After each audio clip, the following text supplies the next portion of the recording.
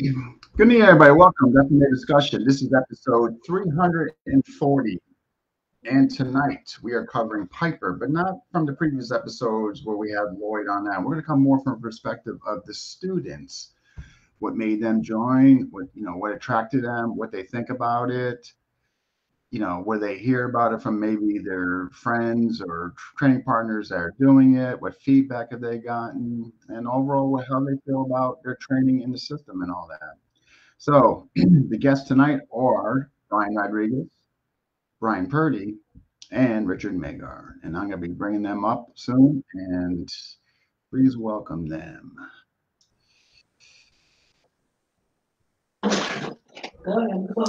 Hey, Dean, how you doing today? Hey, guys, how are you? What's going on? Thank you for coming on.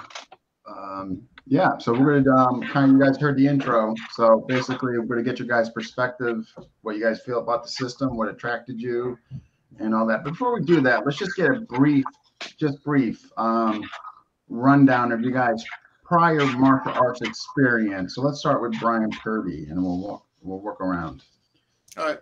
I started off probably like a lot of people with background in karate. I've done jiu-jitsu, done taekwondo, and currently I'm a coach for Doyle-style Irish stick fighting. I train under Bernard Letty, who you've had on the show before, and beyond that, now it's Piper also. So always happy to add one more to the stable. All right. Rich. I started American Kempo back when the Ninja Turtles were cool in 1994. It's literally why I started this journey. Trained in a couple other systems. I started to do some Okinawan stuff around like the 2000s. Got an FMA around 06. Trained in a couple different FMA systems. Really fell in love with Filipino martial arts. Love for the knife and stick. And then I saw Piper probably a little over a year ago, and here we are. All right. And Brian. Started out when I was overseas in the military. I started out in Muay Thai and did that for about 4 years. And then got a background in FMA, different systems. Instructor now in the Kalahi system under Alnafami. Did some C-lots, a lot of C-lots stuff that I really enjoy. And then I just started stumbling in Piper. All right. Okay, I can make sure you guys during the test run. I'm going to kind of rotate the questions in there. So, Rich, how'd you find about Piper? You. That's an answer for everybody. I mean, honestly, it was seeing a lot of posts from you and a few things here and there from Burton. I was trying to figure out in anticipation of tonight, like when I actually started Piper, and I honestly I couldn't tell you. So I went back and looked. My level 1 cert was from October of last year, so I probably started maybe June, July-ish, somewhere. That's probably what I would guess. Yeah, probably summer of last year, 2021. Yeah. And it was one of those things where I started seeing some posts, so I started researching what is Piper, and you and I had this discussion where we kind of came to the same thought of like, that looks odd, but more importantly, how do I defend against that? Because my first thought was like, oh, that's not FMA, so it's not real knife stuff. But then I was like, well, what would I do? Because they're moving really uniquely to what we would consider an FMA. And then I was doing some classes with you, and just kind of stuck with it. It's definitely a unique add-on to FMA.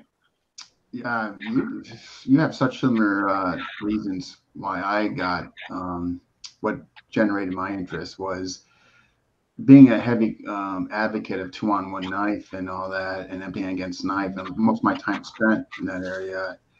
I was looking at this and much serious. I was like, how on earth would I defend against this? And just in the overall movement attracted me too, and where I just wanted to find out more about it, and also being under Burton, who was telling me about it. So, same question, Brian Rodriquez. Well, I'm gonna be honest. Like, I was bored one night. I don't know what the hell I was doing. I think I just got off work, and I was researching knife systems, and I ran across Piper, and I seen some of the videos that Nigel put out, some other videos that Lloyd put out. And I think I just wanted to break up the monotony of doing FMA knife because I had been in a couple systems already, and it's like this. When I saw it, the way they moved, it intrigued me. Just the whole the Zulu factor, stuff like that. And then I remember when you were training, I mentioned it to you, and I was like, "Can you teach me Piper?" And you're kind of like, "Sure." So that's how I kind of. And then I, sucked my wife into it, and then she started getting into it. So it's like, that's pretty much it. Like I said, you just got curious, went on YouTube, and then, like I said, it's watching the way they move, and just like nothing wrong with FMA knife. I'm not trying to say anything bad about it. That's where I started out learning about knife work, but it's just this was so much different the way the movements were and the use of the knife that I was like, I need to get somebody to train me on this. So that's why I hit you up, and then kind of went from there. Yeah. And last but not least, Brian Purdy. Well, for me, it was like you did the joint seminar with Bernie, and I remember I was in Ireland right before you did it, and I was on my way home. He had said, "Yeah, I'm doing a Piper knife seminar with Dean," and I'm like, "Oh, Piper knife." I'm like, "So do you carry a pipe and a knife?" I was at first when he said it, I'm listening to his Irish accent, and I'm sitting there going, "Piper knife." Well, it's nice to have options, but so I came back and I went on to the seminar to support Bernie, and then watched you do it, and I said, "Wow, it's much like everyone else. This is just a different way to move.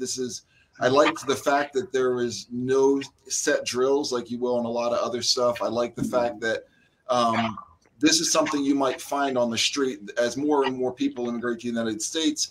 More people are going to be bringing different things with them. And how do I defend against it? And just, kind of like the other guys have said, it's the best way to defend against it is to understand how the system works and, help set those kind of wacky out there type systems no one was doing. And I'm always attracted to something that's different.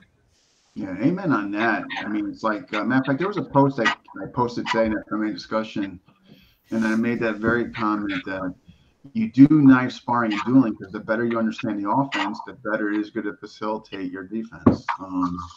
So that's a good point. And we got some folks watching. We got Terry from Stockton, and Gu J Fujimoto from Hawaii. Yes, folks, if you're watching, tell us where you're watching from. Smash that like button. Just getting started. So, upon your initial experience with it, whether it was through the lens of a seminar or one-on-one, what led each of you to investigate it further or want to go deeper? So let's start out. Let's reverse the order here. Let's start out with Brian Rodriquez. I'm sorry, I couldn't hear you, Rodine. What did you say? I said, so upon your initial exposure to it, whether it was via a seminar, YouTube, or a one-on-one lesson, what led you to want to investigate it further and go deeper into the system? Well, when I watched some of the videos, it's like a little teaser. So when I saw it, it was like just short, little quick videos. And just the movements they would show were kind of brief.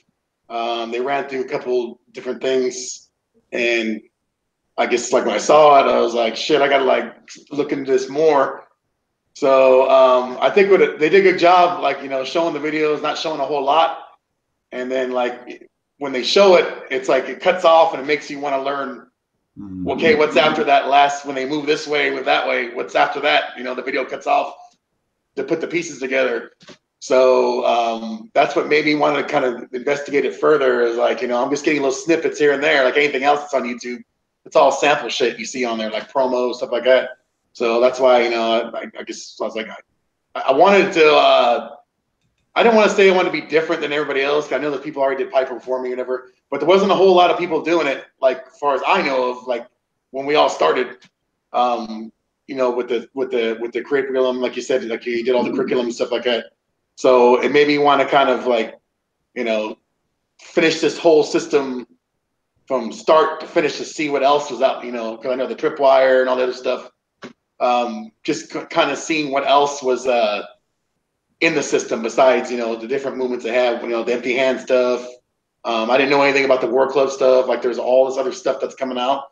And it's not just the knife, I want to make that clear to everybody. There's a whole world within the system of different weapons that could be used. So I think a lot of people see the knife on most of the videos and on YouTube and Facebook, and they think that's it. But there's a whole lot more. So that's what made me kind of like want to delve further. Like, what else is besides a knife? You know, what's empty hand stuff? Is there, you know, many questions I asked you every time we trained her. What else is there? Is it? Well, yeah, there's a lot more. So that's what made me kind of stay with it and continue going into it. Yeah, I bet you those promo videos on YouTube. I bet you that's done on purpose. Yeah, it was good shit. I mean, whoever did it did some great marketing and great stuff to that show. So. You know, it got me. It got me doing it. So, and everybody else here. So. And we got Brian Canado, my man from Georgia. And we got Jaime's here. All right. Yeah, folks, if you're watching, tell us where you're watching from. Smash that like button. So, same question, Brian P. You know, for me, what made me want to delve into it more was, you know, you had done this system with Bernie, like I said before, and I believe that it's important if you see somebody who's collaborating together with other martial arts, it's important to participate in those seminars also, and you kind of owe it to each other to try and figure out more about what it's worth. I mean, if Bernie saw that there was a value, then to me, I saw a value in that. So I wanted to see what was up. So I immediately asked you for a lesson. You gave me a lesson, and I really like juggling. I like things like that. So I like the dexterity that's involved in it. I also like the fact that you get these techniques and you can put them together like a puzzle. You know, a lot of what we do is spent working out the different things we can do with the bobs behind us and stuff. And so you can sit there and figure out how it best fits. And everyone's going to have a different system. You know, Brian's got C-Lot. You know, Rich has got Kempo, I believe he said. You know, boxing is one of my biggest things that I've enjoyed doing in my life. So I take a boxing stance. We can use that to integrate it into what we already know and use our own techniques. So our own flavor comes out and our own individuality can be shown through it. There's nothing hard and fast where we're all trying to look like the same person. Well said. And last but not least, Rich. So when we first went through the level 1 stuff, I admittedly questioned if I wanted to stay in Piper because I was coming from an FMA, well, multiple FMA systems. I was like, there's nothing really earth-shattering here, and I still didn't fully understand what Shimmer was for at the time, and I was like, maybe I'm barking up the wrong tree here. What really, honestly, kept me in was watching videos, and I purchased a few DVDs I found online of Lloyd teaching from years ago. The one thing I kept seeing that made it intriguing for me was actually Major Twirl. The more I kept seeing Major Twirl in action, I kept thinking like, what would I can't knife tap that. Like I had no clue. Yeah. That's a whole other show.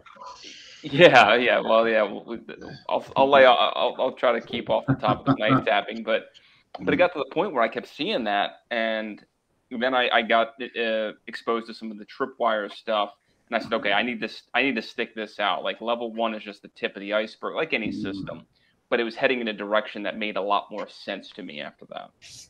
Yeah, no, all of you guys, I thought all of you guys had really good answers there. You touched on different things. And like, you know, what Brian P mentioned, you know, there's no robustness system. You know, I mean, like I say in seminars, and I've alluded to, probably you guys have probably heard me mention this. You know, we all get the same color Legos. What you do with them and how, as long as it looks like you see those colors, you know what I mean, and that you're probably in pretty good shape. You know, as long as you're staying within the guidelines of those Legos and the colors and what you know, what the reflection of you show as far as what you took, as far as the tactics. And what resonates with you. Obviously, your pass is going to bleed through. Size, you know, that's going to be a factor. And so that's what kind of resonated with me. It's like, wow, you know, I'm in this, but I can bring individuality. You know, I can bring that aspect, and I don't have to look like others, and that. So that resonated with me. The other aspect was the whole aspect of, you know, using it. You know, we're teaching for self-defense, you know, how you can apply, understanding, obviously, the ambush tactics, of course, you know, the controlling of damage, you know, and you know, among other things. But well said, you guys. Okay, you know, Lloyd has often mentioned to me that, Piper's made to be evolved. Again, long as it doesn't stray out of the parameters of Piper, But at the same token, it also can fit into your existing martial arts. And so let's go to Brian P. So how do you feel about that? I guess on both lenses. Well, I mean, as for integrating it into the different martial arts we do, I don't know that there's a bunch of knife that I can integrate into the Irish stick, maybe tape it to the end of it or something like that. But I do find in boxing, we exactly right. I can cut cheese while I'm sitting there beating people up. But anyways, I find that especially for boxing, a lot of the movements are very similar with the striking, because of course it's based on silat and boxing, English style boxing. So with that being said, that fits right into my system. So whereas Lloyd would do a lot of open hand slaps and hits, I tend to punch.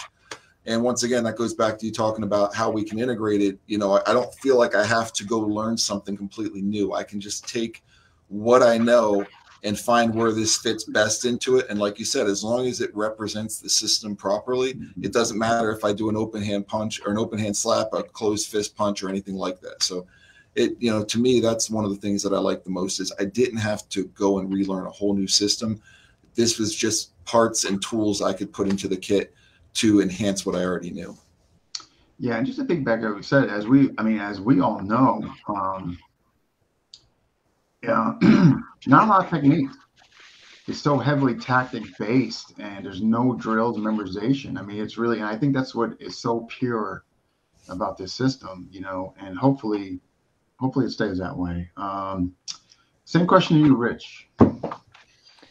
I was overly cautious in the beginning training Piper, just because I didn't know where that line was of like, at what point do we add so much of our background in that it's no longer Piper? And I was so hesitant. And you and I had the discussion, and I had the discussion with Lloyd about like where are the lines, and it came down to what are the principles of Piper. Right? If you're following the principles of Piper, then you can integrate your own stuff. And even just kind of working it out on a bag, trying to get the movements, I started to realize that stuff that's been ingrained for years, like certain double Sinawali patterns were coming out, but it still had that Piper flair kind of thing. Some of the Kempo started to come through, especially level 3 with the leg buckles and closing the gap. So that's where it was almost like stick with the Piper Legos first for me, and then bring the other stuff in. Don't try to add the Piper Legos to what you've already have, because it's going to get washed out. Huh. Well said. Yeah, that's interesting. Right. Yeah, stick with before you start adding fluorescent colors, stick with the basic yellow, green, blue.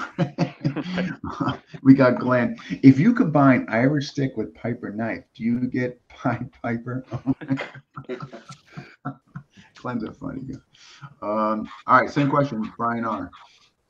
I think I think Rich was right. Like when you start adding a lot of your own shit in there, like it doesn't become Piper anymore. So I think that now I'm starting to learn. We talked about, every time we train about the silat influence with the Piper. So I try to integrate a lot of the silat, like trying to integrate the takedowns and stuff like that with the Piper movements. But a lot of that's already in there already when you're doing it. A lot of the takedowns, stuff like that. Mm-hmm. But I know, like now I know how to control stuff from my background before. Uh-oh. Oh, you went off, huh? Rich has lost in action. Hopefully to return back in action. But yeah, I know like now how much to add in my own background into it, so I don't put too much into it. Where, like you said, it's not Piper anymore, but just little things here and there to add in as far as like movement, stuff like that. But yeah, I mean, Piper's good. Like it helps if you have a background because it makes it easier to add to the stuff you already know already. But like, if people come off the street, I mean, look at Rose. She has like limited martial arts background, but she's able to pick up a lot of the stuff that's in there real fast. So yeah. Speaking of background, I want you guys' opinion. And it could be anything, whatever you feel that helps you thus far in this journey in Piper. me personally, it was the background of boxing. Having C-Lot through Burton, I was able to see that stuff, and I was getting already. I already had a pretty decent picture of that. I was able to see the covers and appreciate that. So me, it was really understanding the African influence. The other two, I had, pretty good understanding of that. So let's, Rich, that question to you. Yeah, I'm back. I don't know what happened there. I just got booted. Could have been a glitch. Yeah, sometimes there's no rhyme or reason. Yeah, I think the two things would be, and I haven't practiced American Kempo in years, but some of the patterns from Kempo start to come out in my Piper, which I find really interesting, and it definitely helps with some of the sweeps and leg buckles later on. And then I admit I've never studied C-Lot as a system, but two of the FMA systems that I've studied admit that their empty hand work is C-Lot. So that has helped as well, because that obviously is a large component of Piper, especially as you advance in the system. So I think those have been really instrumental for me. Brian P. I kind of lost track of the question. Can you re-ask the question? Yeah, no problem. So basically, what do you feel that really coming to Piper from your previous experience, like I was mentioning that it was some of the things were an easy transition for me because I had a boxing background. I had C-Lot already. So really for me, it was understanding the methodology and the approach from that African lens and all that. If I were to kind of compartmentalize what makes a Piper. So what do you think for you, what were some of the systems coming into that benefited your overall understanding? Well, definitely boxing. I haven't had any C-Lot experience, and I didn't have any FMA experience, to be honest with you. So a lot of when I first came into this, we went over what is different than FMA and how it stands out from FMA. And for me, it was one of those things where I really didn't know what FMA was, essentially, because I didn't come into it from that perspective. Yeah. So for me, the boxing portion of it was good. I liked the African influence because I really like learning about other cultures and everything. So being able, pretty much like you said, that African influence and everything that came in was the new thing that I was integrating. And then I'm getting to learn some of the C-Lot movements also. So I felt like all of that coming together to mix with the boxing really brought it together in a way that made it attractive. Nice. And Brian R. I think coming from the first thing was coming from FMA background and knowing how to handle, hold the knife, manipulate it, hold it, grip it, reverse grip, hammer grip. And then taking Guru Burton's course has helped me tremendously. And with my Piper stuff, with the takedowns, the Harma Barenti, I studied with the Professor Jack. Some of his stuff in there with the knee bumps and stuff like that, arm striking, that helped me out a lot. So that's coming out now when I do my movements, stuff like that. But like the Muay Thai with the striking, the teep, the kicking, the clinching, the Muay Thai background with the clinching, getting in there, and utilizing the knife and doing damage. That really is starting to come out. I've not practiced it in years. It's still starting to come out a little bit more now. I'm getting closer and closer range, right up on the person. That's starting to help me out. But yeah, I think that the C-Lot though is out of everything is helped me out the most in progressing through the Piper. Which segues to my next question. Compared to other edge weapon system, what makes Piper different other than the tool being used? Regardless if it's a folder, it's a straight, it's no cappy, it's a kudu, regardless of that. Brian P. Well, I'll be honest with you. Like I said, I didn't have a lot of FMA type background or anything like that. I have some military training related to the knife, but even that's very limited. So, I know what you've taught me through the system and all that, but I think I'm going to defer to one of the other guys who has a little bit more edge weapon experience with other systems, because I feel like I would just be bloviating at this point. Brian, Bree, don't ever put yourself just because your dog give you big problems. Rich, same question for you. I think the biggest thing for me, it's one of the things I'm really coming to love in the system is range. Like a lot of FMA systems, because they are dueling, there's enough space to be able to use them, manipulate the weapon. Where Piper, as it was taught to me, at some point you're going to be up basically humping the guy's leg and just going to town. And I love that for multiple reasons. I am married to a woman, but I'm open to other things. We just went from rated PG-13 to. I bumped this up. All right. I mean, this isn't anything you won't see in an elementary school classroom anyway, so keep going. Nowadays, better cover that Bob up in the back. He's naked. But yeah, I think range really for me, because I don't know, we talked a little bit last night. We're going to get into like the difference in body sizes and using the system, but being able to be that close for me, I think is instrumental, because I don't have reach, right? So being very tight, being able to go to work and feel comfortable at such an ambush range, I think is super cool. Okay, yeah. Brian, the thing I like about it is we're talking about the deceptiveness of it, like the fakes, the hiding of the weapon. We don't get that a whole lot in other systems, especially like in FMA stuff like that. Also, too, the use of different weapons, everyday items you can use that transfer over to the use, not just a knife, but you can use a pen, you can use a pocket stick, a flashlight, everything. There's different weapons that not just the kudu you can use, obviously, because nobody's carrying a kudu. But I mean, it transfers over other weapons. But that, and then, like I said, the hiding of the weapon, the body movements are shifting, to one side of the body, and then going to the other side of the body, like in the blink of an eye, and then causing destruction on that side of the body is something I think that's pretty good to this. Yeah, I will add a few more things.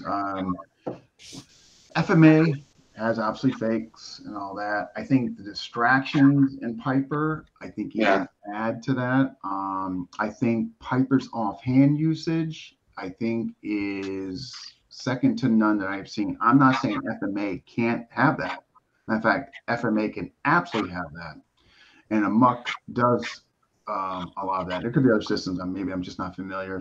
But the substantial use of the offhand in relation to basically the knife hand, I have not seen anything like that. The harmony, the margin between the two, not just offensively, defensively, distracting, everything.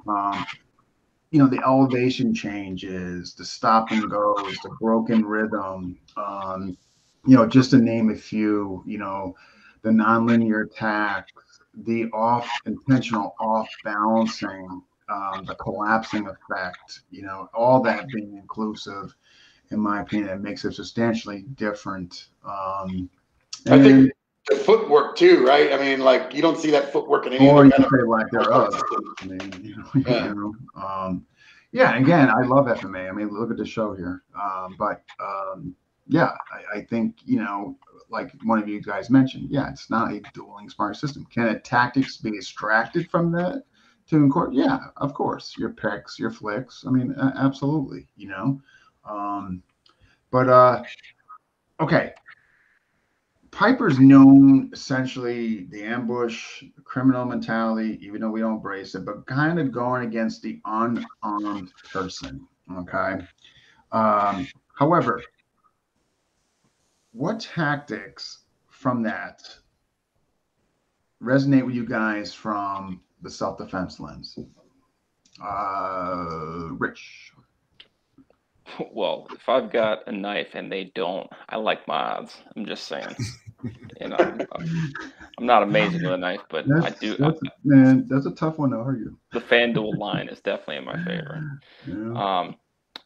I think one of the biggest things, even if it's like empty hand versus empty hand or empty hand knife, whatever, I love weaponizing the stumble, like crashing and being able to use the body weight I have as an advantage instead of it being a disadvantage in most cases. Like if you see tail of the tape for a UFC or boxing match, the lighter guy is usually considered to be disadvantaged. For me, it's about using my body as a weapon and catching them off guard. And I've had a lot of success playing with that, even empty hand. Okay. Brian R. I think I have to agree with what he said, that weightless fall, the body manipulation, the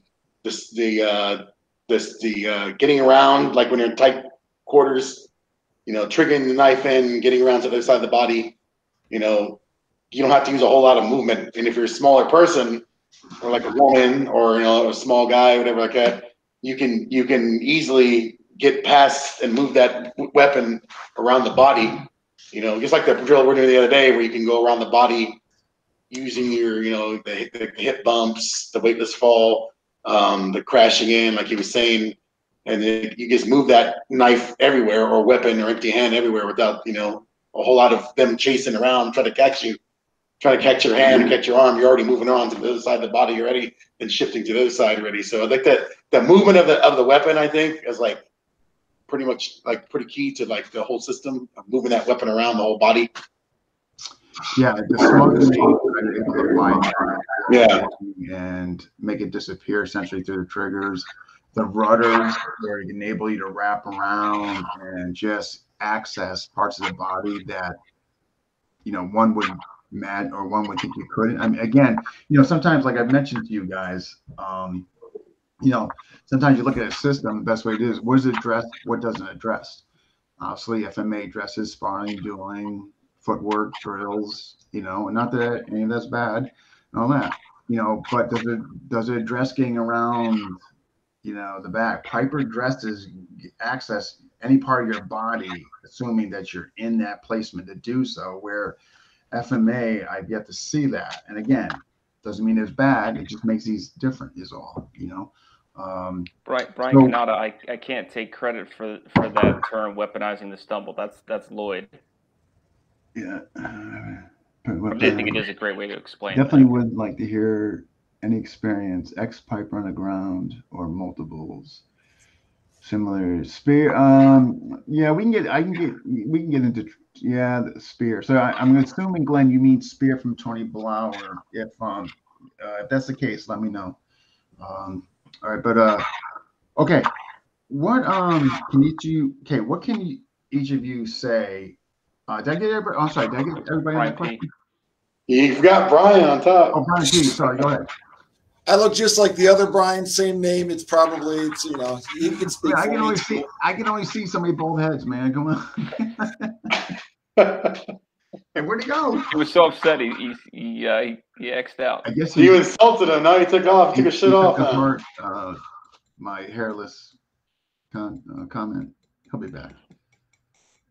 Anyway, Brian, for folks that are watching, Brian had a rough start to the evening. Dog got paint all over his floor or something. But here, before he comes back, we could start. We'll start with Rich. What can each of you say in regards to the philosophy or methodology we preach? In other words, specific to our faction, specific to our branch, we don't embrace the criminality of the origin of the system. We acknowledge that it came from criminal backgrounds, but we don't embrace the criminal mindset. And I'm not going to talk about other branches of Piper. You can do that if you want to, but we recognize this as a self-defense, self-preservation system, and we use it for. I feel like a superhero. We use it for good. we are for the. Yeah, I mean, yeah. All what you said is true. Next, Brian P. Finish. I tell you what, Brian P. Finish. Before you left the question, and then you can segue into this one if you want. I didn't catch this question, so I'll go ahead and I'll answer the previous one. But these guys touched on a lot of it. For me, with Piper, what I really liked was that cramped quarters combat, as Lloyd said. The fact that we can get around people, we can fight from so close in. in ways most people, you know, when I first started training with you and Lloyd, and I remember standing there, we were working on some stumble stuff for tripwire, and Lloyd goes, "You're not close enough." And to me, I'm probably a foot away, and he's like, "No, closer, closer." And going down to what Rich said, it's like, you know, we're humping the leg at this point in time. So, you know, I love how it is so easy, whether you're using a knife, you're not using a knife, like some people said, you know, you can use a fork, anything like that, but you're up close and you can just have your hands here and be right up against them like you're at a nightclub or anything like that. And instantly you no longer have to rely on the tactics you've used previously, you know, from boxing. You know, we have to get our stance. We have to make sure we're turning the hip. We're doing all this stuff.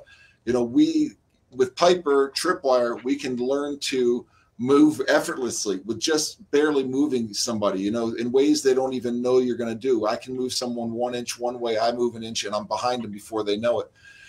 You know, having those abilities either with a knife or freehand, you know, it's like you said before with the offhand use. The offhand use is amazing, but if you don't have a knife, both hands basically become the offhand. So, you know, both hands become just as lethal using the system, and it's really easily translatable between both of those. Okay.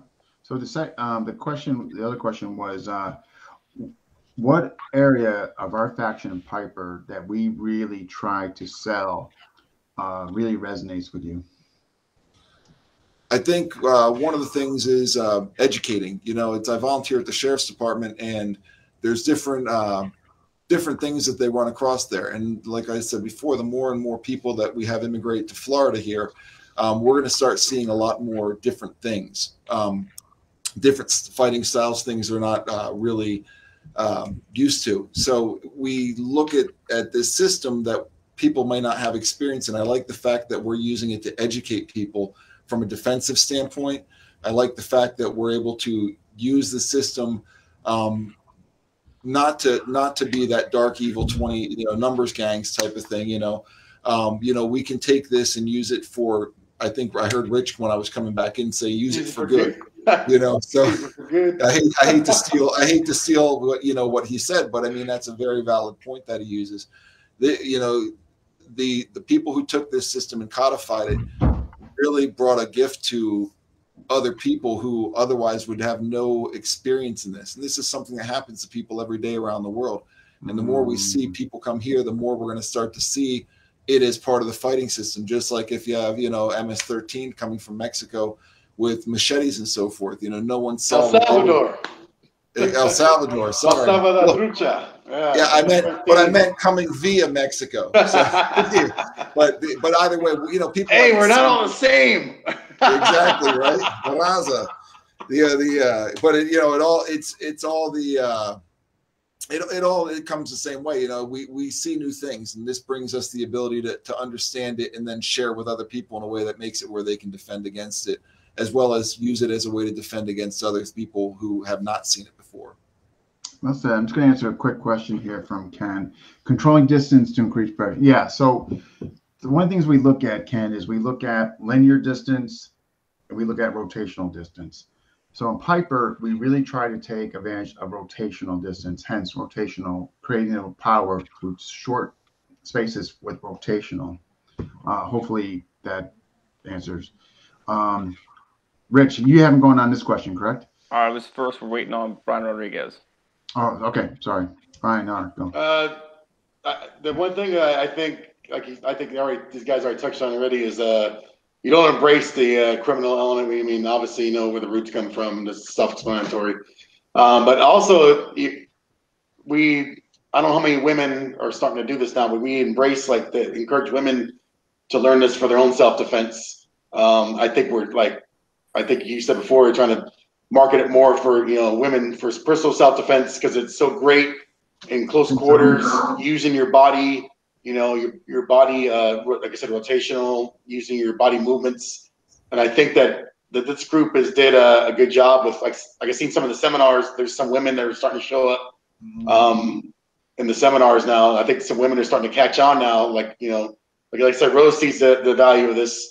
But there's other women too that she's been talking to, other people that are interested in this system now, and it's that we haven't painted that dark picture like other people have of like this is for malevolent stuff. This is actually to help, women self-defense, although we haven't really gone that far yet into that. Like, I think as far as marketing, I think we're starting to, like I said, I see some of the pictures, some women are starting to show up now, which is good. I mean, I embrace that. I think more women should definitely look into Piper. Not to say that FMA is bad, system, because I know a lot of women that do it. But if, like, Rose was trained in FMA and, Piper, and she sees the value more in Piper than she did when she was studying at FMA under PM Allen, you know what I mean? So she's starting to see more of the value of it. I could definitely, from a women's perspective, I could see that. But the key thing would be they had to compare and contrast because they did FMA first. You know what I mean? If they didn't, they wouldn't be able to do that. But I could see that. And again, nothing wrong with FMA. I love FMA. I think for mid-long dueling range, I mean, but for women's self-defense, the natural reverse grip, power arcing, gross motor, the shielding, I think it just fits from women. They put the fence up and they got this. They're behind it. They got the weapon protected. So yeah, no argument here on that. And the other things, I think all that you guys mentioned is, yeah, definitely, the controlling of violence. I mean, you know what I mean? Doing what you have to do to, get home and not go overboard. You know what I mean? Weapons of opportunity, I think one of you guys touched on in there. And and I think people are seeing that with us. I think that's starting to resonate in the community. I think they're seeing that, we're really, where we really stand, and so, all right, and Death Call, let's play it out. Yeah, that's for sure. Yeah. Well, we're the white doves of peace. Zulu. Something here that I have, and actually Jay Fujimoto also has got kind of parallels what I wanted to talk about. What makes Piper so difficult to defend against, Rich? For me, there's one answer. It's Major Twirl. I mean, if there was a close secondary, I would say range, but anybody with or without training is going to try to recoup that distance just naturally. But I think it's getting through Major Twirl, the deception, the difficulty in handling that, the application of Major Twirl for me was the thing, like I mentioned earlier in this episode, that I was just set on that. Like, that was the reason that kept me in. Yeah. Okay. Yeah. Brian P. For me, it's going to be range and pressure. The people that want to defend against it, generally people are going to want to try and continue to get back from you. And as long as you can continue to be on top of them, most people don't have any understanding of power generation from as close as we are. I know when I started, I didn't have any idea of the way I could generate power. And it goes to Major Twirl that Richard talked about, just that being able to come over the top. You can create space, while you expand and collapse. And then you start to use their own weight against them as well as your own. When they're trying to catch me and I'm falling on top of them, I can use my body and control them while I have two hands free. They're trying to do what they can to get separation so they can get to any type of fighting style that they find useful in these types of defenses. And we can just continue to pressure them and basically suffocate them. Brian R. I think my twin down there said the same thing. he said it perfectly. The overwhelming of the senses. I mean, when you're on, like you said, when you're on, what do you always say, Gurdy? When you're on, you're on. When it's on, it's on. What do you say? Yeah. So when you're overwhelming and they're just like, their heads like fucking just blowing up, it's just because you're moving so much. They don't know where to look first. You're looking here, you're looking here. You're trying to watch the hands move. But that weapon is being moved around in so many different directions. There's no where you're trying to. It's like trying to. We got a fly flying around. You're at a picnic. What I mean? There's a shit's flying around your head. And you're trying to smack it. Everywhere it goes, you're trying to kill that thing or hit it. Yeah, it's the same thing with the Piper. Yeah, your hands. Yeah, your sensory overload. Your arms. You're moving so much. Your brain's just like. And then add the stress in it. in a stressful situation, you're just like the guy's gonna be a meltdown. The only thing he can try to do is like like he said, adjust his fighting style to try to accommodate yours, but you're coming in so hot and so fast and so to end it so quickly. There's really no way to like kind of do it unless you shoot somebody or something. I guess that's the only thing we probably, even if you have time to draw your weapon, you know what I mean? But yeah, I guess the overloaded senses is like the biggest thing. I think that it's just almost impossible to like watch where that knife's going. I've watched you do it when you do it, and I was like, I'm trying to watch. How many times have we trained? And I'm like, where'd that knife go again? Like you're here, then you're like you're here, then here. It's just too much to handle. Yeah. If I can add real quick to that, sure. One of the things that I learned from Lloyd was every fight is a learning contest.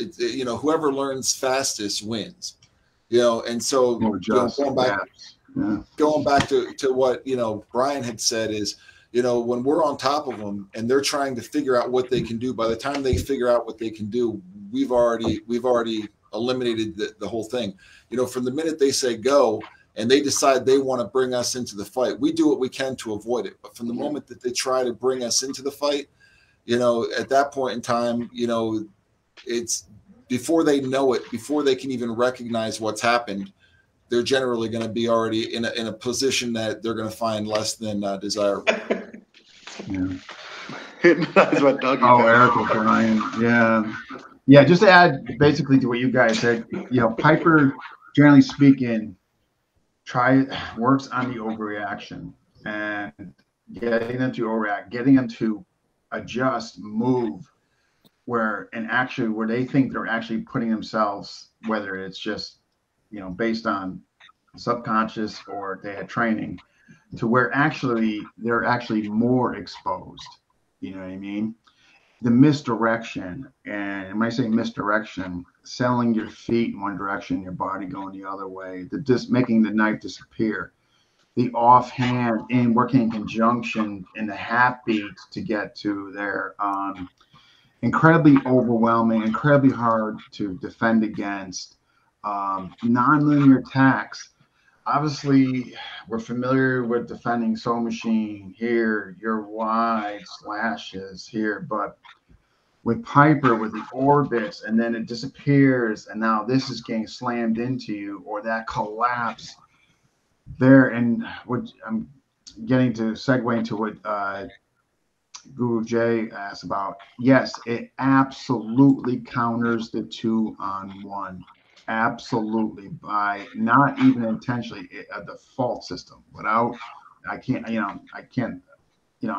know if Nigel and Lloyd back in the day say, hey, we're going to make this counter 2-on-1, but absolutely it does. And just by if somebody's going baseball back grip, well, now you're potentially running into a spike.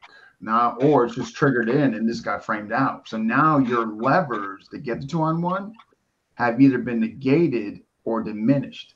So incredibly difficult to defend against for those number of reasons, which these guys mentioned and such.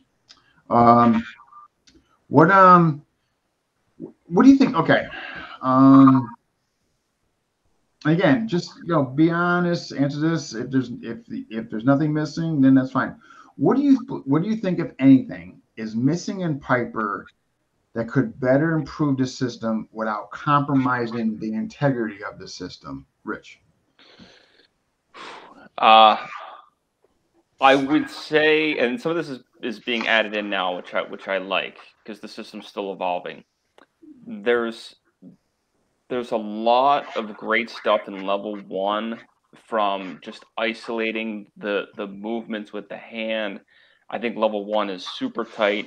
I see a lot of guys, I'm not picking on anyone in particular, that go to level 2, and when they start to do a lot of body movement, they're just mimicking what they see other people do, and they don't have a context to it. So I would want to see more emphasis on footwork and body movement, not even just technique with the knife, just more footwork and body movement in level 2 to really solidify that. A couple extra Legos there so people aren't just mirroring the stuff they see in the videos. I think that would make a smoother transition through level 2 for a lot of people. I know myself, and I don't know about the other two, Brian and Brian, maybe they had a similar experience where it was we were trying to find that balance of how does our body move versus what are we seeing in the videos. But having a breakdown of some of that movement would be really helpful. And even in the Piper student group on Facebook, Lloyd's been putting in some of those videos, and I think it's going to help a lot of students they come through. Good points. I agree. I have a few myself, but I'll hold those until you guys go through. Brian R. I think Rich kind of attacked that too. A lot of people are kind of seeing what other people do, like they're following like the set drills. I think people are exploring more as far as like putting it all together and just being more creative. The pressure testing is something I mean you talked about. Like we need to see more of the pressure testing, see what works. We're getting all this information and we're getting these drills and people are seeing what other people do, but nobody's like actually, you know, and I'm not going to talk a whole lot of shit because I haven't done it. I made a couple of videos, you know, but they haven't came out great. But I'm still with Rose. We're doing the videos and I'm trying to see what works and what doesn't. And there's a couple of things that didn't work. I mean, I'm not going to lie. I'm not going to sugarcoat and say everything works in the system. You know what I mean? So that's why, you know, I didn't post the videos, but I'm trying to see what works before I can post the good videos. Maybe somebody else can see it and be like, okay, you know, maybe that major twirl to, you know, to this whatever body shift will work. But I think those are two things, like, you know, people just being more creative and putting more stuff out there for people to see. And like I said, just the pressure testing is like the biggest thing I think that we need to start focusing more on as, you know, as students. Because we're getting, like I said, we're getting all the information, but we're not really like applying it. I think, like we talked about the other day, I think, you know, of course, we don't want to become drill dependent, but I think this goes back to what Brian Ard said, is we want to, we have to have an understanding of how to use the tools. We can watch all these different Piper videos and do it, but if we don't have a real understanding of what we're doing. So when we talked earlier this week, you know, we discussed setting up situations that we can go ahead and apply where you explain the reasoning why we're doing it. So that way it may be a small, not a drill like a kata, but it's a situation that you set up, like, you know, we talked about. And as for pressure testing, I think Brian's correct. I think the more we start to get together as a group, you know, when I went over with when I was in Warsaw with Lloyd, you know, we spent a straight week every single day, most of the day, of pressure testing the situation between both of us. You know, it was nonstop. Does this work? One of the number one things that Lloyd had said to me over and over is, do you feel that that's effective? Do you feel that that works? Or he would do it and say, man, I don't think that works. Or I would do the same thing. And that goes to the other thing Brian already said, which is us experimenting. You know, that was a great moment of experimentation between two people to get together and say what works. I was a different height than Lloyd had dealt with before. You know, I was much bigger than him. So some of the things that he thought worked out real well on other people didn't work as well on me because he's jumping up to get around my neck or something like that. You know, so he had once again to experiment to see what would work. So I think what Brian said about pressure testing, I think that's another thing, but I think that's going to come when we have, I don't want to say a dojo per se, but once we start having camps, camps get together, seminars, things like that, where we come together physically and we can actually work with each other. You know, no offense, but I know everything this guy back here is going to do every single time. He's getting a little bit bored. I think that's good what you said. Like, not a drill like a kata, like, you know, so to speak, but maybe like a template of different situations. You know, like different scenarios. Like, I know Guru Dean, like we train. Remember, I ask you like the questions, and you get all upset, and you're like, no. When I tell you, like, hey, if I walk up to you, like, you know, and I'm asking questions like, what happens if I walk up to you and this guy does this and that? Like, what would you do? And you give me the scenario, like, well, you could do this, you could do that. I think we need to start asking more questions like that. You know, like, what happens if you're in a parking lot, some guy comes up and, you know, pushes you or something like that, or like pulls a knife on you, or, you know, does something to you. Like, not every situation is going to be the same, but if we had, like, you know, maybe like just like talk about different scenarios, like you said, about what would this work or that work. The height difference is a big thing too. We got real tall people, 6'3", 6'2". A lot of dudes where I live out here in New Mexico, you got the big rancher or cowboy dudes. They're like 6 foot over. You know what I mean? So a lot of the stuff was not going to work on those dudes that I worked on Bob, so to speak. So I'm always, when I go to the store, like everybody else, the situation awareness, I'm checking out different people, size, body type. And people pack guns there. Everybody packs guns and knives around here. So I'm like, if I had to get in a situation with this dude, what kind of scenario could I train at home? Maybe that I can, use some of that moves that I've learned to get around somebody that height. I don't want to sound malicious, like I'm targeting people, but I'm just saying, like, I'm using it as a scenario, like just different people that are around in public. Yeah. Dean, I think that ties into something that you and I talked about last time we were together, which was there's a lot of people posting videos and good stuff, good movement online doing Piper stuff, but because of the nature of a lot of the training in Piper being virtual, there's not a lot of emphasis on application. So to the Brian and Brian's points about needing to experiment and pressure test, I think there's a lot of people that still don't know what exactly they're pressure testing. They're doing movements, they're doing major twirl, they're doing minor twirl, but they're not really sure, except for the stuff they see in some of the videos, how to apply that. Yeah. I think that really needs to be emphasized a little bit more. You made it. It's so funny. You made a really great point there, and I'm just going to piggyback off what you guys said, which, by the way, I thought were all excellent things. So kudos to all three of you. Individuality. Yeah, like it drives me nuts when, yes, okay, let me rephrase this. I think it's great that you look at somebody and you extract certain things, all that, and like, wow, I really like he does that. I'm going to add that to my own flavor. I think that's fantastic. But when you try to directly emulate somebody, you're losing out on a whole aspect of Piper, which is that individual creativity, that self-creation. Who are you? What is your flavor in Piper? And that. So I think you're just robbing yourself. Number two, there has to be more emphasis pressure testing, but really specific. I'm coming in with the entry. Am I leaving stuff open where I get hit? It could be that simple. I'm coming with picks. I'm going to go from number 5 pick. I'm going to come in a number 4 pick. I'm going to come in a 3.5 pick. I'm going to come with a 2 pick. I'm going to come with a 1 pick. You know what I mean? Every time I come in there, am I leaving stuff open? Like that initial baseline. Because if you don't establish it there, when you go to major twirl, if you haven't established it there, forget major twirl. You haven't even established your defensive aspect in there. Camps. I think it's going to be really imperative sooner than later is having a place where folks can, like, whether it's twice a year, biannually, whatever, one East Coast, West Coast, whatever, that all of us have that opportunity to all come together and work with one another, different body types, dynamics, experience, different. And for instance, this is the second time I met Nick and Alan was there.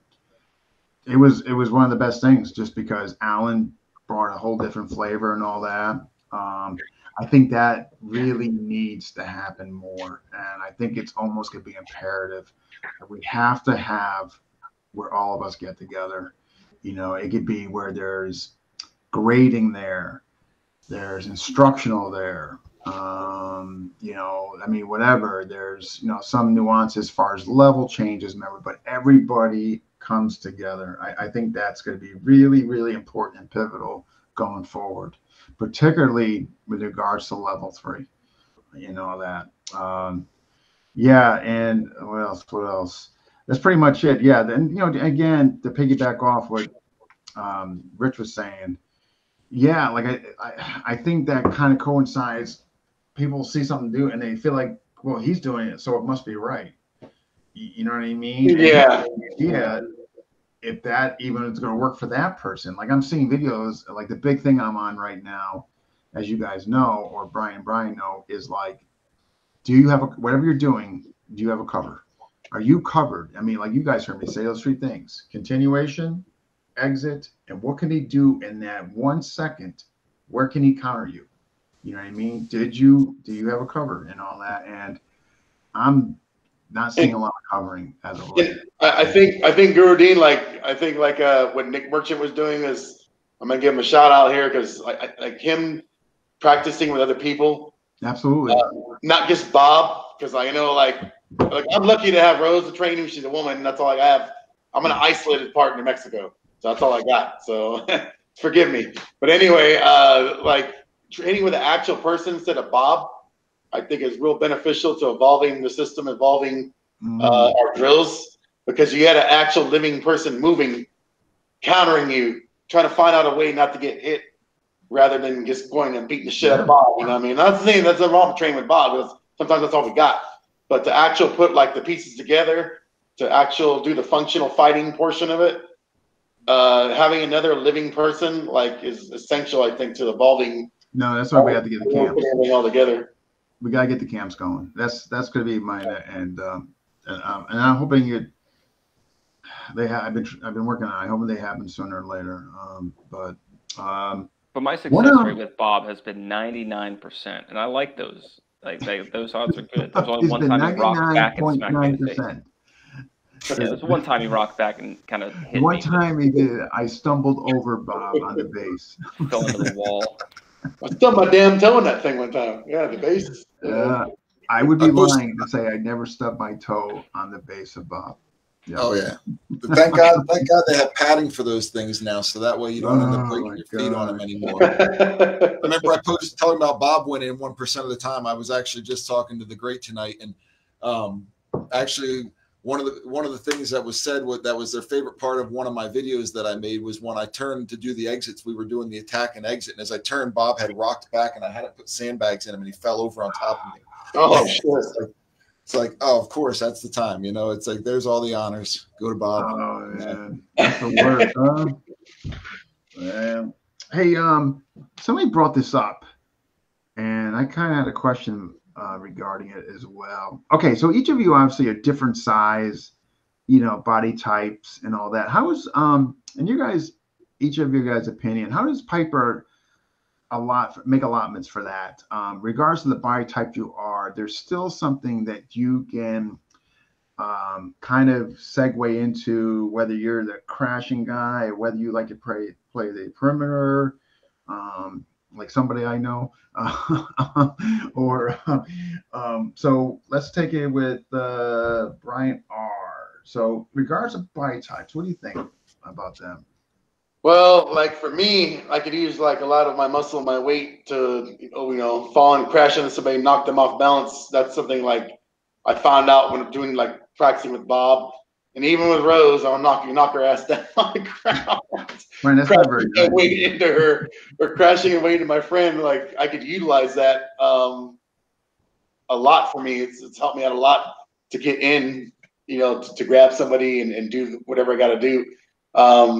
With her being small, she's able to move around faster than somebody like me. She can go around me, and I'm like turning around, and she's already there on the other side, and she's striking me or palming the face, whatever. So I think it for me personally, like I said, using my mass, my weight to get in there is like something I like to do.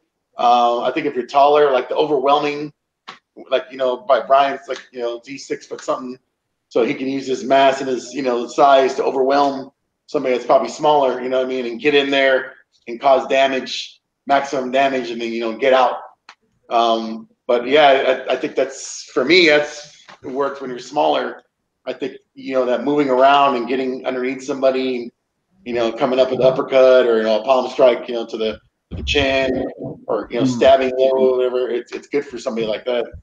Yeah, but on the flip side of the coin, though, could you say for a bigger person, some of the Piper movements are the ones that you have to practice? Can you say that kind of made you light on your feet? So flip the coin. Could you say there's been a benefit to that?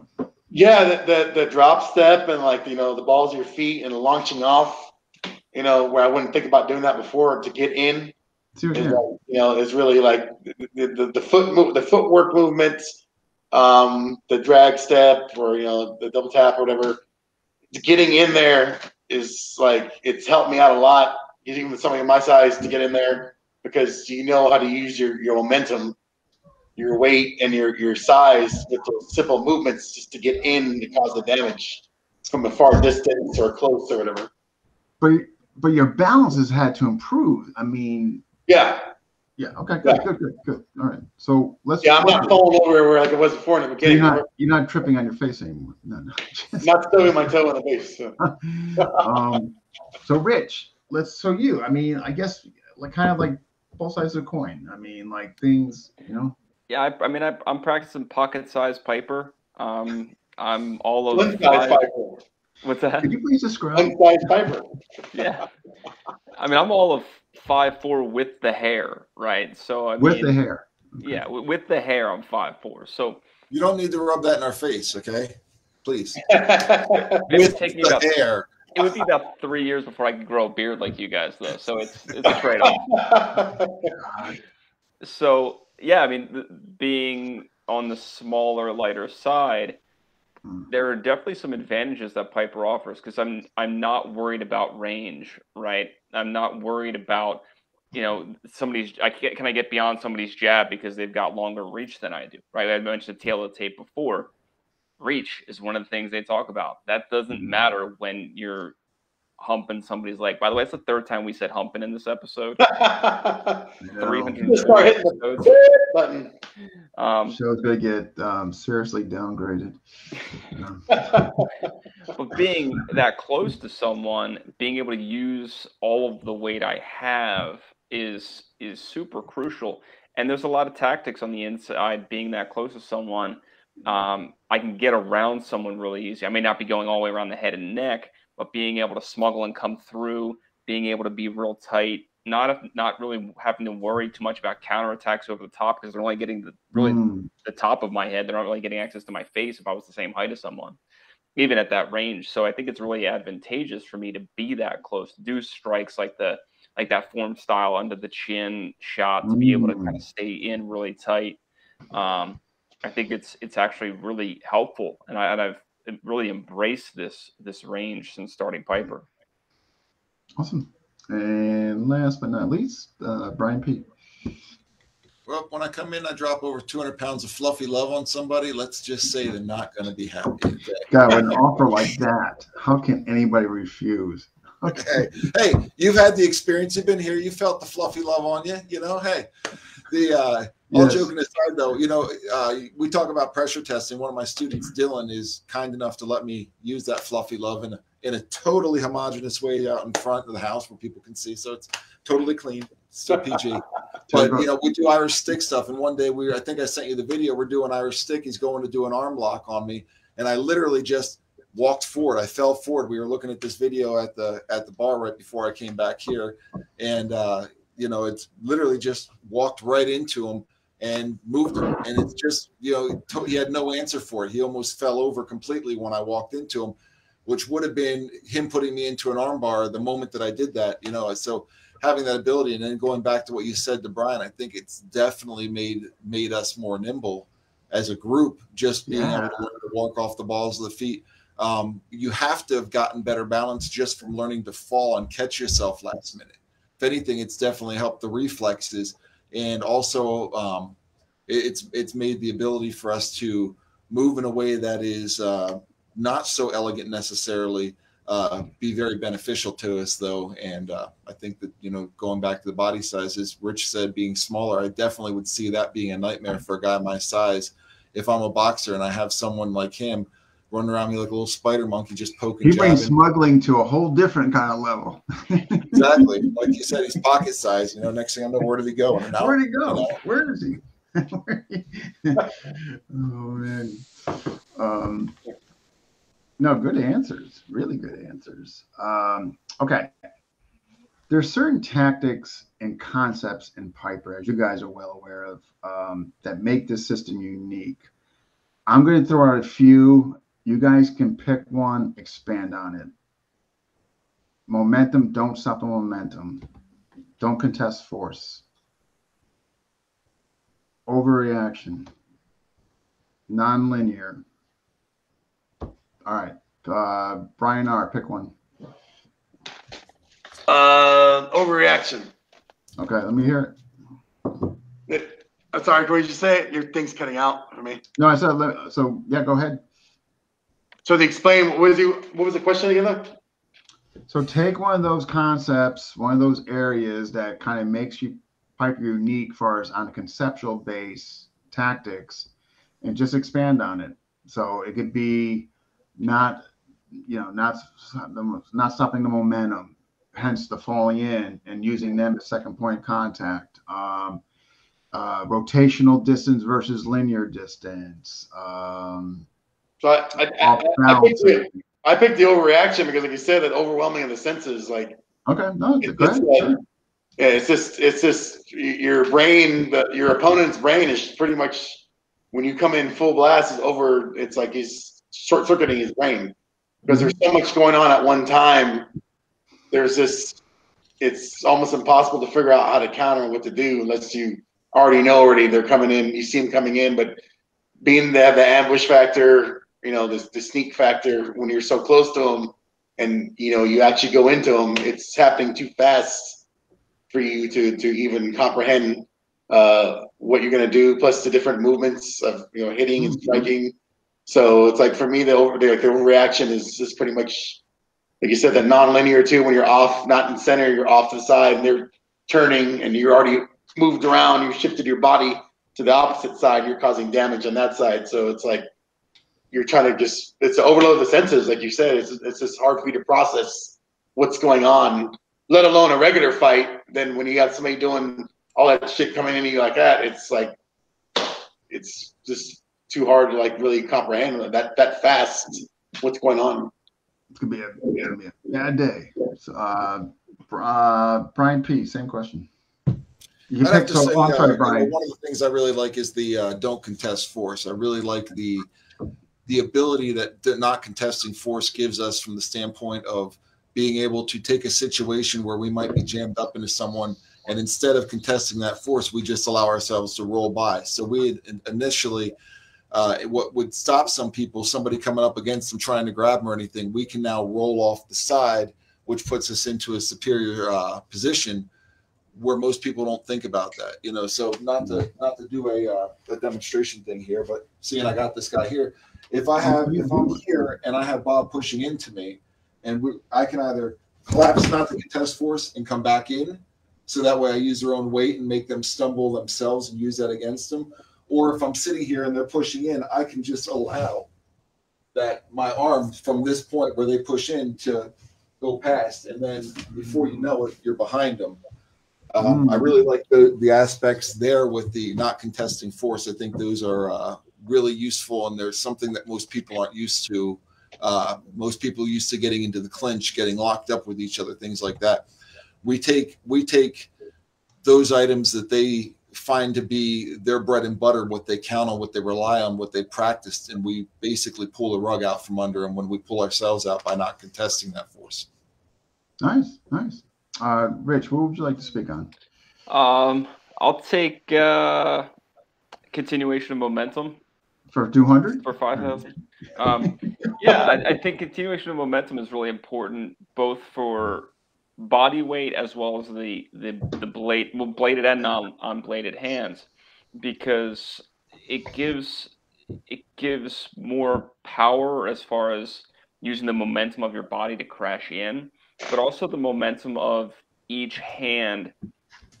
There's never a breakage of attack, right? As one hand comes back, the other hand's coming out, whether you're framing or coming across, which kind of ties in a little bit to non-linear, because I may, FMA, we're like, oh, this is our number one line. It's like, well, in Piper, I might be coming in here, but all of a sudden come around the other side. Being able to keep that momentum from changing lines, keeping the attacks going, it gives a perception of speed. It doesn't necessarily mean I'm moving faster, but the efficiency and continuation of movement allows me to be more economical with my body movement itself, giving the illusion of faster speed. And I think for me, that's been really helpful, because I may not have the power that some of these bigger guys have. I'm getting better at power generation from that range or lack of range, but it's still taking time. But if I can overwhelm them with a lot of different shots because of being efficient with the movement, it makes my job a lot easier. Yeah, no, well said. Yeah. Like, Rodin, did you mention and when you were talking about those different aspects of it, Did you talk about the damage control? Yes, we did. That got brought up. The damage control, the exits, use self-defense. Yeah, I believe so. I hope so. Yeah, I think that's why I like it too, because like you said, you have that damage control where you can use it for different situations, like lethal, non-lethal, restraint. You don't have to go balls to the wall, maximum destruction. You have that option of controlling the situation depending on, like you said, your drunk uncle or somebody you don't really want to hurt. You know, you're just kind of like, I'm going to restrain him. You have those options with the knife and empty hand to control the situation rather than just go to maximum destruction. So I kind of want to put that out there to people too. Like a lot of people think that when they hear the Piper, it's just balls to the wall, maximum destruction, hurting, but they don't realize there's that damage control factor. I think that we haven't really emphasized that a lot. There's people like on the outside who aren't in the system, that there's different options for damage control and restraint, not just maximum destruction. So. Actually, that, you know what? That's good. Your last point there is really good because it's going to neatly go into my next question, which is, so each of you, what would you tell the naysayers far as a negative light or reputation Piper as a system has? Rich. Walk around and find out. We've now entered rated R territory. No, I think I think really to truly understand and get a better appreciation for what Piper's about, you need to take a little bit of time to really understand the movements. You might watch videos of people doing these kind of funky movements, and you may write it off as like, oh, that's just kind of a weird martial arts style. We know those exist with funky movements, but when you start to see the application, you get a much deeper appreciation for what is going on. So don't just take it at first glance and write it off. Take a little bit of time to see some application at the higher levels, people like yourself and Lloyd, and then at that point you can get a little bit of a better judgment. You know, it is a shame when people make those quick knee-jerk reactions or conclusions. You know what I mean? I tell you, when I first got into it, I met a lot of resistance out of that FMA discussion group. You know what I mean? When I started really trying to bring attention to it, this is going back, I would say maybe, it could be like 2 years ago. It wasn't, you know, the fact that I was starting to do it, it wasn't really well received. I think for a lot of people, there's some like cognitive dissonance of like, well, my system doesn't do that, so that must be wrong. Like, I don't know, or that territory, or you know, that clan, like, well, you know, I don't know. Well, even in FMA, there's so many similarities. Like, how many systems do they have? Like the number 1 strike, the number 2 angle, whatever. There's so many similarities. It's just this very similar puzzle piece is just put together a little differently, and each system has its own little bit of flair. But Piper's so far removed that people are like, well, that must be wrong because it doesn't fit with the things that are in our sandbox, right? So they're just quick to say, well, that's not legit, instead of being open-minded. You know, the thing is, it's like, okay, so you will rob your journey or your ability to see something new or to get something to further your development, improve yourself, because it didn't fit. You know what I mean? I don't know, but it could be just me. Brian P. From the naysayer standpoint, one of the things I've seen people say outside of potentially the FMA world, more from the military standpoint, police standpoint, is it's an easily overwhelmed style if you're going to go knife blade on blade, you know, which of course, if you're going to go into a combat blade, you know, that's an 8-inch blade or something like that, and go into a situation where, I must have said something he didn't like about his hair. But anyways, going back to what we were talking about, the people need to remember it's not a dueling system. You know, this is, people say, oh, this, I could beat that with this knife system. Well, this isn't a dueling system. This is, and it goes back to the scalability that Brian talked about from, you know, we have the ability to use the pommel end of the knife or the blade end of the knife, either way. You know, just because it doesn't look like what you're used to, it doesn't mean it's not going to have the ability, you know, to defend you in a way that everyone, I'm not saying everyone knows FMA, but a lot of people know FMA. There's a lot of people out there. Not a lot of people know Piper.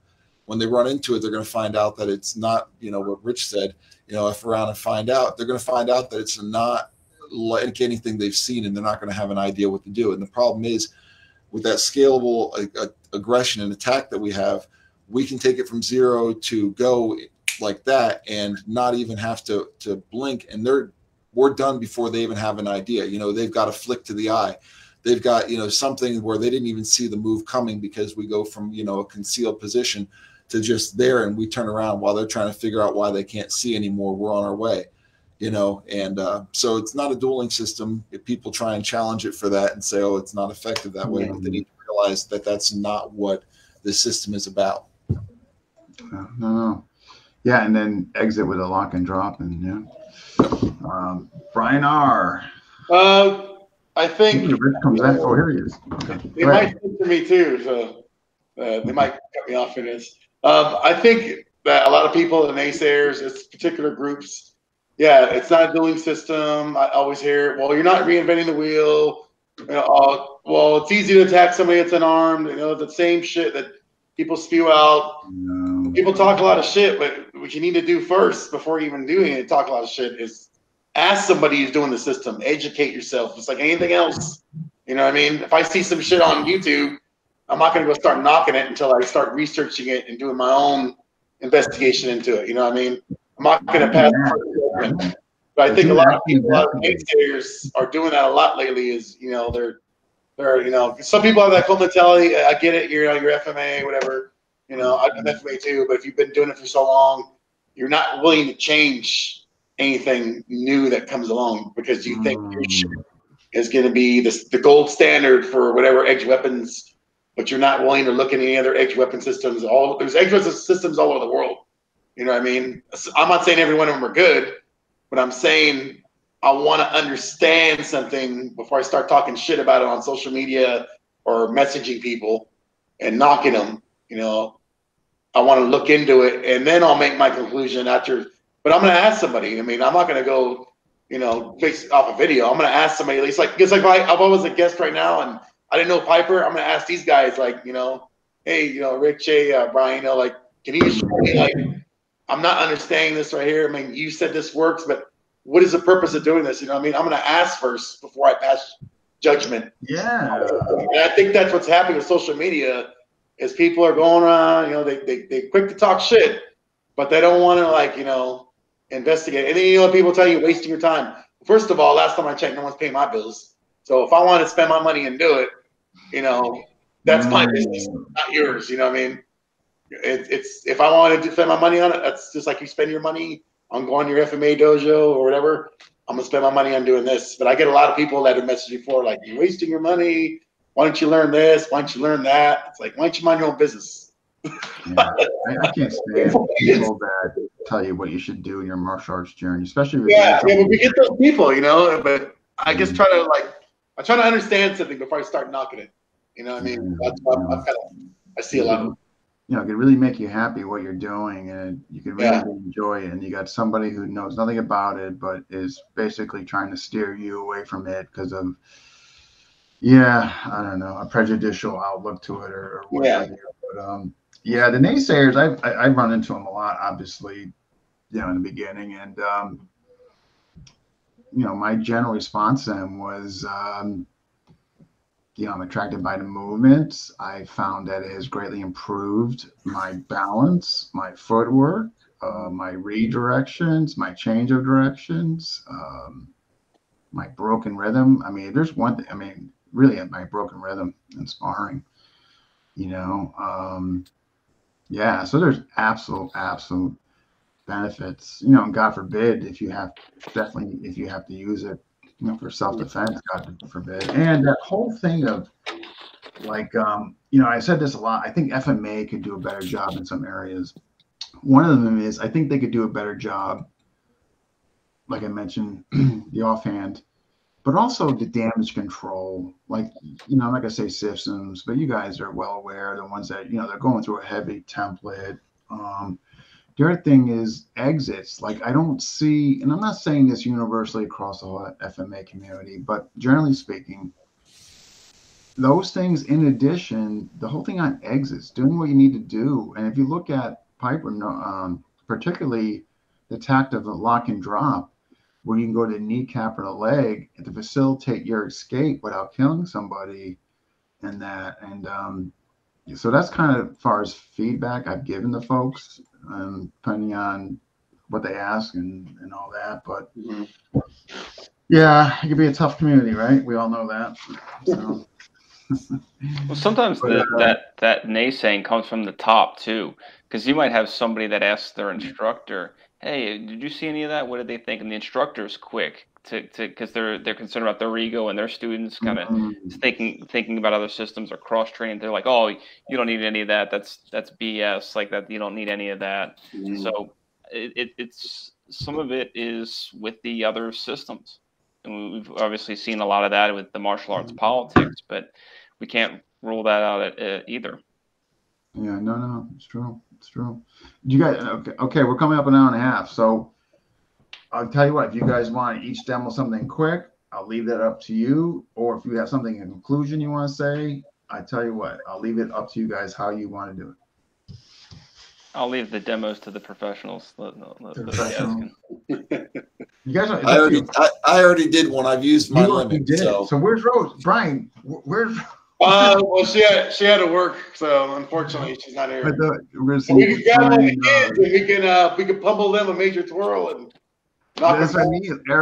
Eric was asking if you could do a demo. Yeah, he's trying to get my ass thrown in jail for domestic abuse. He's trying to. Yeah, you're gonna knock on the door. You know what I mean? The way things are today. By the way, we got a complaint about you. Wow. Jeez, I want to see. Oh my God! Look at Eric O'Brien's last comment. I only do that with private lessons. Yeah, sorry, Eric. He has an OnlyFans, man. You can subscribe to that shit and watch it. Yeah. Hey, GM Anthony Kleeman wrote something here really good. Sometimes we get sidetracked into fighting yesterday's battles and yesterday's rivalries. We have a choice sometimes in prejudice. We grew up. Yeah, no. Yeah, Anthony, I can't believe Eric is mentioning that. He's a sick, perverted guy from Florida. Fucking Florida guys, man. Damn, what's up with Florida? Oh, man, Florida, man. Eric needs to realize Dean has an OnlyFans page if he wants to see the hump. That's what I'm saying, yeah. There you go. We're starting anything else, man. No free shows. I'm starting a new page called Only Blades. People got to pay. So they got to pay for that private, right? Yeah, it's extra for that technique. That's secret level. You're not going to just show that to anybody, right? Oh no, it's very particular. I don't really have anything to show, Dean. I mean, you pretty much demoed everything. No. I tell you what, I'm going to go round robin. You guys just give your conclusion on whatever you want to say in regards to Piper, the future. Let it rip. Brian P. I guess, thank you for having me here. Thanks to everyone else who participated. Thanks to the community. One of the things about Piper that is really awesome is it's not a huge community, but I haven't met anyone that I don't like in the community. Everyone is really supportive of each other. So I really appreciate that. And I appreciate you guys having us on here. Awesome. Rich. To those that are skeptical or thinking about Piper, keep an open mind. I was admittedly skeptical when I first started coming to this system. There's a lot of value to it. To those doing Piper, when you're doing the movements, think about application. Don't just do the movements in the air. Think about what it is you're doing to the opponent. And I look forward to the future of the system. I think we're in really good hands with Lloyd and with you at the helm here in the States, Dean. I'm really excited to see where this evolves to. Yeah, we gotta get the camps going. That's good. I hate to, in my opinion, I've kind of mentioned this, Lloyd. I think the future, as far as the collectivity and us getting it, I think it's really going to be hinged on how quickly we get a camp and get everybody together. All systems do it, and they do it for a reason. For a multitude of reasons, and because it works. And Chad just finished up class. Anthony, GM Anthony, a couple more good comments. The only way ahead is to test, research, and find your truth. Absolutely. So it sounds like you were all exploring, developing. Keep going. Yeah, absolutely. Yeah, we have to have the camps for a number of reasons, but you can't teach to hump the leg via Zoom. That's an in-person technique. That has to be. Are you saying that has to be like felt? Or I guess Ed Parker used to say, "To hear is to doubt, to see is to be deceived, to feel is to believe." So. Never can. Oh my freaking God! How do I? If you haven't felt Rich smuggle a package when he's humping the leg, you don't know what it's like.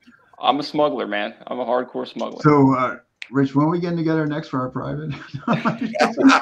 I'll be training down in Florida next week, but as soon as we come back, it's go time. Hey, Dean, I'm ready. You need to stop by here. If you're coming to Florida, stop by here. We can hump the leg together. All right. We'll take video and put it on the Piper page. Oh, this is getting out of here. Yep. Yes, Piper Camp 2. Yeah, Chad, we definitely have to do it. I'm going to keep pushing Lloyd on it. If he can't come over here, I'm just going to see if he'll give me permission to run it. And we'll just pick a place where all of us can meet. But it's got to be done sooner or later. Otherwise, level 3 is going to be mighty tough to actually, there will be no level 3. What am I saying? Yeah, so hopefully, yeah, we'll find out. But yeah, it needs to happen. All right, who am I on for final thoughts? Brian R. We got Brian P went first. Rich, did you go? Yep, I already went. Yes, that was your whole dialogue on the that tactic of where you just spoke. I can't even say it. Brian R. Final thoughts for me is I think we have a really good group of people. I want to say thank you for everybody putting their ideas and everything. Thank you everybody for accepting Rose as the only woman in there. Nobody's been vulgar or anything to her. Everybody's been nothing respectful and really gave her encouragement. And she really appreciates that. I know she's not here, but I'm speaking on her behalf. We have a good group of people. And I think that we definitely need to do the camp.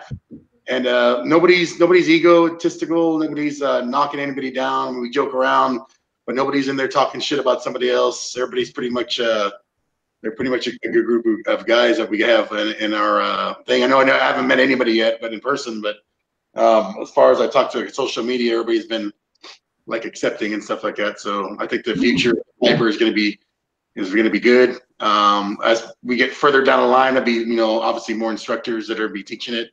So I think we're heading in a good direction. I think we just need to clean up the syllabus more and become a little bit more organized as far as getting the curriculum down, and I think we'll be in good shape. Yeah, the growing pains. And I wanted to tell you something, so you got to hold on a second, okay? So hold on a second.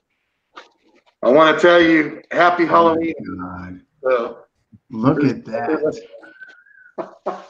That's amazing. Wow. Happy Halloween. And I'm right. Look at that. How long did it take you to make that? How long did it take you to make that? Well, it was me. What I did is I redid the hair and I did the repainted it again and did all that. I did put human eyelashes and stuff in there, and I stitched it again, so it looks like the actual movie. So, it came out incredible. If anybody's interested in buying one, let me know. I do custom work, so I'm gonna plug myself. It came out. Yeah. What are you being, Brian P? What are you being this year? Art the Clown. So, Terrifier, yeah, my mask's on the back shelf over there. I got a nice silicone form-fitting mask. So, Rich, here you go. I'm gonna be Dean Franco. You're gonna wear sweatpants too, jogging pants, and you gotta stuff a sock in it too. All right. Yeah. That's Rick. Gee, Brian, I really appreciate that. Paulo. God, did he set me up on that one, huh? Here I am trying to get my intermediate level in fake under GM Poggi, and I get, oh my gosh. That's terrible. So Dean, just to follow up with your last question, where do you see this going? Where do I see Piper going? Yeah. To be perfectly honest, I think it's all to be predicated on the flexibility and latitude he gives us without being able to come over here. Like I always bring to his attention, what do I see coming down the line as far as potential problems? And you guys heard me mention this. You know what I mean? I make everybody inclusive, and I told you guys it was going to be level 3. Level 3 was going to be an issue because I was finding out it had to be done in person. It had to have that because of the sweeps, the off balancing, the hip bumps, shoulder bumps, the takedowns, all those manipulations in tight. And so I think a lot, and I mention this because while there's some folks that will be testing pretty soon for level 2, some are level 2. What we're going to make them wait next summer. And so what are they going to work on? I mean, in other words, okay, fine. So you have the argument refinement. Sure, you can always refine. But you know what, though? In conjunction refinement, you're going to want that new material to continue to keep you vested and interested while refining.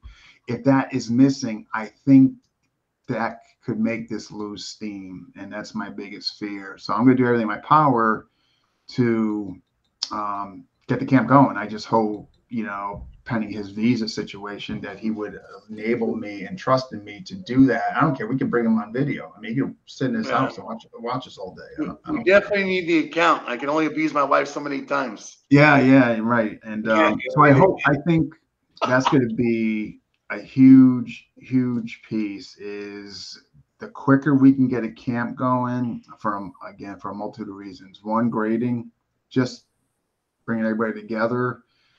And just for folks to get exposed to one another. I mean, this is why other martial systems do this stuff, because there's a reason for it. And so that's where I say going. I think it's going to be really heavily predicated on that. It's not to say we won't get more folks interested, but they're going to hit a ceiling. Because, you know what I mean? Like, you know what I mean? Because level, like the first couple levels, as you guys are well aware, can be done online. There can be some things you tighten up when you eventually see the person. But all things generally. However, though, as you guys know, level 3, it's got to be on a person. You have to feel that tight to loose, that collapse to your cover. When do you sweep? Or where's your leg in conjunction with their legs? Where was their off balancing in relation to where you are? And all that stuff's got to be kind of developed. So to me, that's the future. Can we get us together sooner than later? Awesome. Oh, I got one more thing to say. I know we talked about, we didn't talk about tonight because obviously I don't know shit about it either, but I know Brian P makes the war clubs. I don't know if he's selling them. Yeah. So I don't have one of his, but I got one from Africa. But he makes his own. So I want to plug his work so everybody can see it. He makes a lot of stuff. Yeah. Yeah, I make them, and then I have the ones like you got from Africa, the ones that are similar to the African ones. So I also have these available for sale. So if anyone's looking for war clubs, and the kudu trainers too, right? Yeah. Yep. And kudu trainers, and engraving on them and stuff like that. Awesome. Yeah. No, also too, I do trainers too. So if Brian gets too busy, send him out and I'll help you guys out too. And I'm busy. You should default to Brian for trainers if you can. Hey, I gotta fix broke airplanes all day, so like that's a full-time job already over there. Right? And Rich, what's your specialty? We've already discussed Bumping the leg. Yeah, I don't make anything. I just go to work. I will give you experience of your lifetime, but I don't make anything. Oh my God, I'm getting punchy. Jamie, how many? I'm like Eric O'Brien. I'm going to Jamie. Brisket. I'm going to swim in a swimming pool too. Yeah, we got to pick a place to have it where it's somewhat centrally located for everybody. And Connecticut. So I was thinking East Coast, lower East Coast, Connecticut. Yeah. No, not lower East Coast, Connecticut. But if it's in the winter, though, don't you want to go down south? You don't want to be up here. Absolutely. Yeah. Come on, you want to come to Mexico, right by the border of Juarez? Let's do it in Juarez. Yeah. So you get live on action.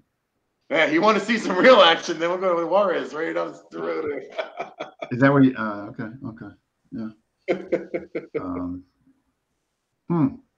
I do love playing half guard, Eric. Texas could be, but he's on the border, isn't he? Yeah, he's on the border. Yeah. It's okay. Yeah, but he has a good spread. Northern Florida. I mean, Northern Florida. Eric I think Midway would be good for everybody, like in the middle of the United States. I mean, Brian Purdy has suggested we could all just camp out in his yard. Not just kidding. Yeah, of course. Grab a spot. You know, I've got some paint-riddled dogs out there that'll cuddle up with you right now.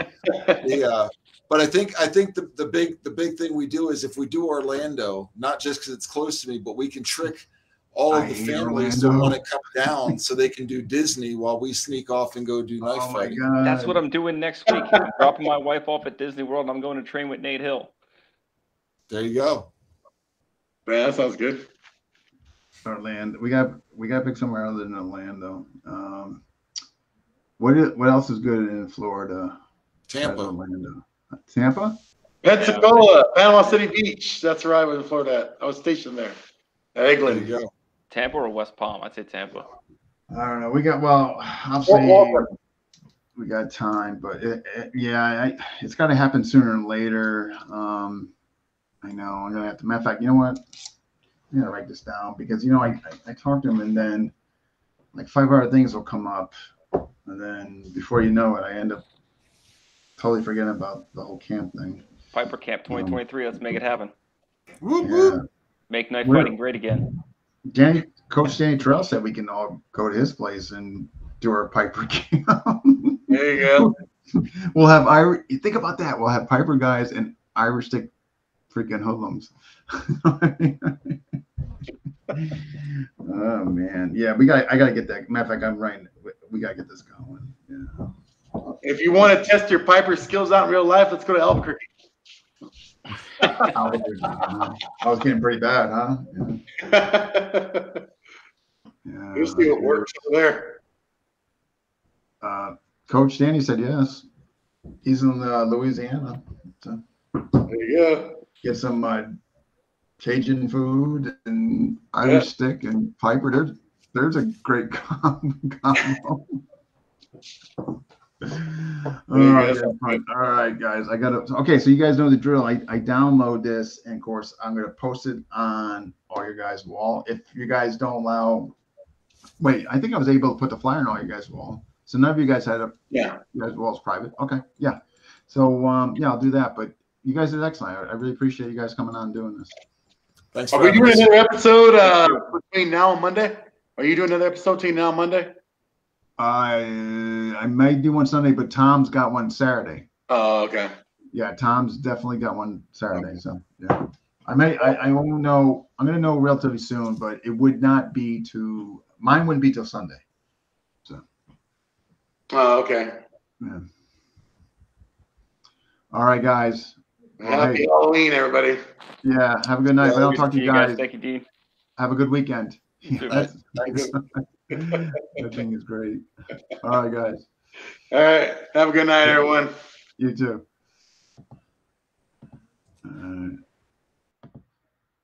All right. That wraps up 240. Yeah, those guys did a good job. So next joint seminar online, 30th this weekend. Alan Chambers and Coach Andy. So if you can check it out, I think it's $30. I think, but at any rate, you can ask one of them. But I think it's 30 hours. So if you guys are not familiar with this, each person goes on for an hour. So it's really good. You might get information that maybe I'm not exposed to or have seen, and plus you're overall supporting the community. And there's more coming after that. That's the 30th, and then the following weekend, the 5th, I have one with. Actually, I got two. I got one with the Irish Bernie Stick during the day, Saturday, and then one at night with Brandon. And then there's the following weekend, I think one with Coach Stanley. And then the 13th, there's somebody. I'm starting to lose track here. But these are really, really good. They're doing well. And also quick bits. Okay, for you guys out there, you don't have to be an instructor or anything. All you need to do is send me anything from a couple minutes to 10 minutes. Okay, on a single thing, theme, tactic, concept, something you do.